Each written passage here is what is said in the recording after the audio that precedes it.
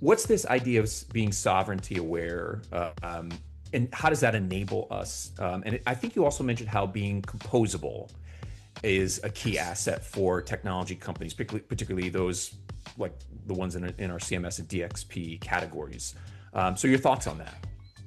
Yeah, so one option is indeed you have to have the option for people to basically say, no, I don't want to basically go to the hyperscaler. Even that, but quite a few of the players in the market don't offer that. That you say, okay, if I want to, I can basically also deploy it on these BSI certified data centers that we have here. They also now, I think there's a growing momentum. Some of them will become bigger hyperscalers with European kind of like data from the start, kind of like making that the core tenet of their position. But then also, I think even going so far to say the composability enables you to take the components that you need to provide that kind of like what you want. Like, for example, we discussed earlier was like the large language model. Certainly, this will not, I don't think that will basically consolidate. That is one provider globally, or two providers globally. No, it's like what we see now, and what China also proved is, no, the open source models, they are so good.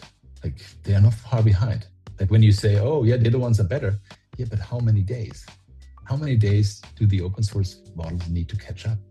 It's not much. It's like, yeah, you could say they always get better and there's a big jump. But you can also look at not the jump upwards, but the jump sideways. The jump sideways is, a few weeks later, and right. There's so these are like the deep seek moments, right? So we wake up tomorrow morning, and China has an open source model that is just like challenging our preconceived notions around the entire potential of it, right?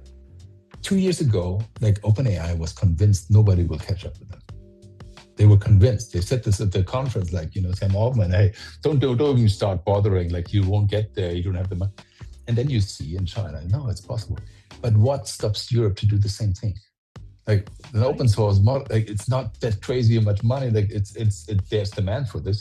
And you even, because open source, you can build on top of that. So there are kind of like certainly ways where this game is not nearly over.